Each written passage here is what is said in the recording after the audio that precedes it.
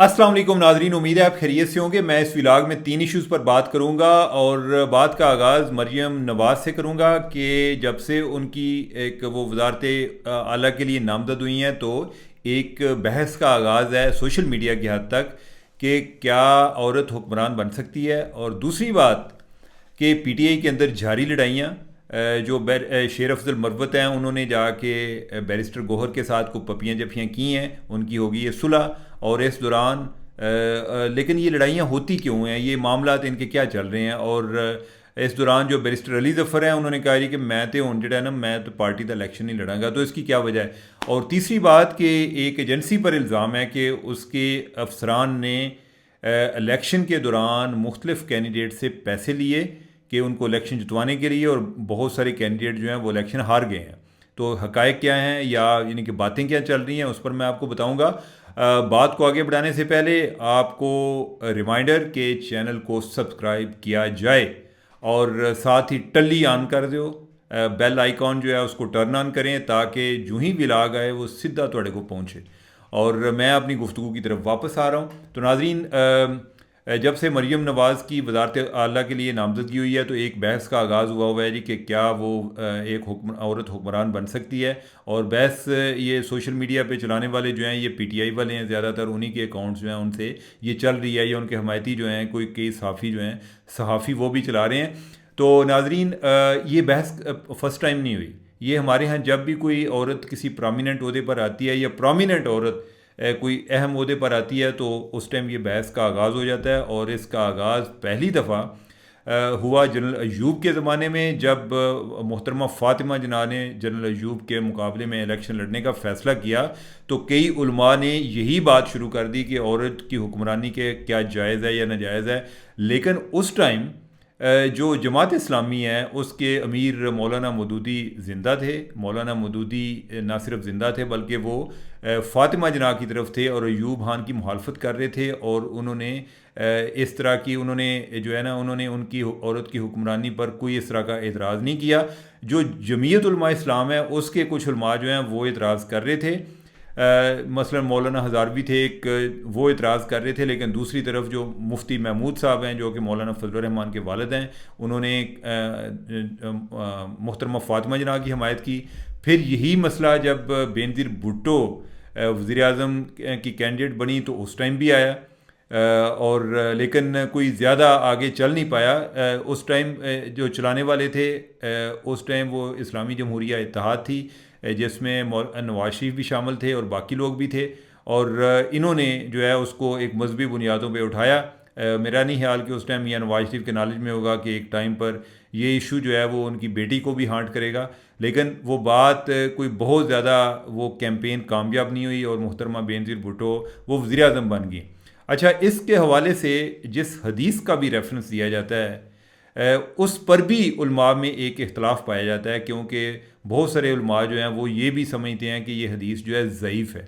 ज़ईफ़ हदीस किसको तसव्वुर किया जाता है कि ऐसी हदीस के जिस्म का जो रेफरेंस है वो कोई इतना ज़्यादा मोतबर ना हो, कि जो रावी है या जो जिस ज़रिए से वो पहुंची है वो इतना मोतबर ना हो। तो लिहाजा ये कोई बहस जो है वो कोई इतनी कोई ज़रूरी नहीं है जिस पर लोग लगे हुए हैं।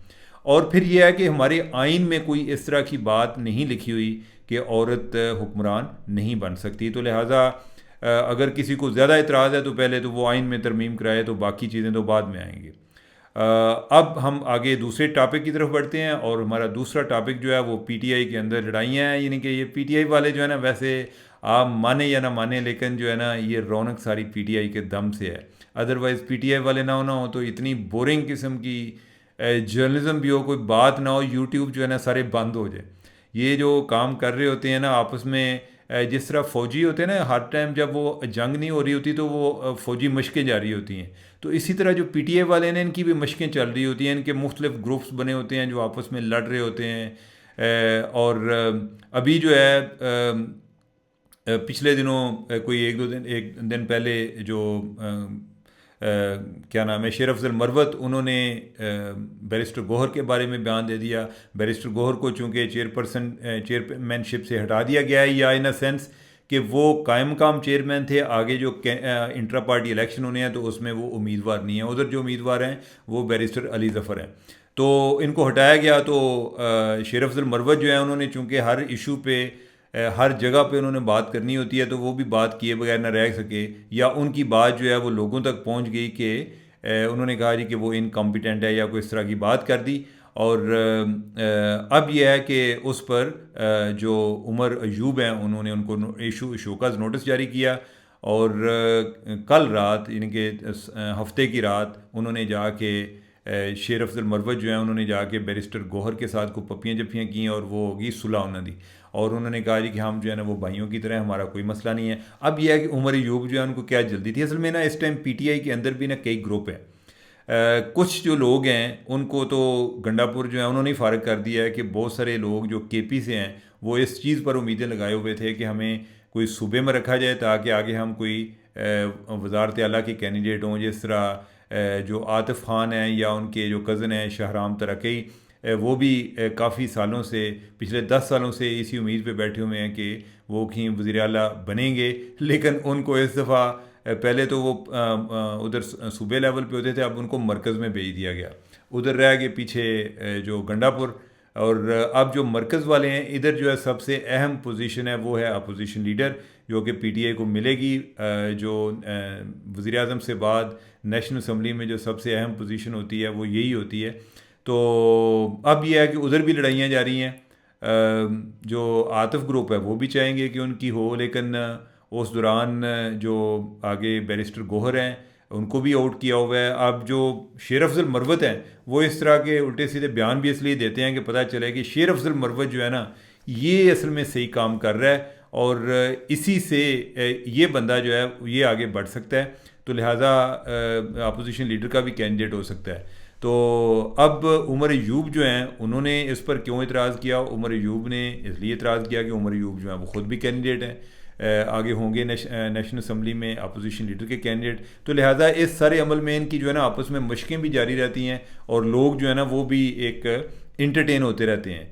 तो वो बल्कि मैं एक दफ़ा एक ट्रम्प के बारे में पढ़ा था, उसने कहा कि ये जो है ना इनका जो है ना एक क्राउड पूरा एक इसका एक इंटरटेनमेंट कॉम्प्लेक्स है कि जिसमें लोग इंजॉय करते हैं। और उन्होंने कहा कि जो इनके जो सुनने वाले हैं या हमायती हैं वो बेसिकली इनके सपोर्टर कम और इनके फॉलोअर ज़्यादा हैं। तो ये है यानी कि ओवरऑल ये पीटीआई के हवाले से है। अच्छा, जो बैरिस्टर अली ज़फ़र हैं वो क्यों चेयरमैन के ओहदे के उम्मीदवार नहीं रहे? मुझे जो लगता है वो ये है कि उन्हें अंदाज़ा हो गया कि ये बड़ी हार्ड सीट है, और ख़ान साहब की मर्ज़ी की अगर बयानात ना दिए तो बाद में भी ज़लालत होनी है, और अगर बयानात दिए तो बॉयज़ के साथ भी कोई मामला ख़राब हो सकते हैं। तो बेहतर है आफियत यह है कि हम साइड पर रहें और लोगों को हम ये बताते रहें कि जो मुझे एक चेयरमैनशिप की ऑफ़र हुई थी लेकिन मैं तो साइड पर हो गया।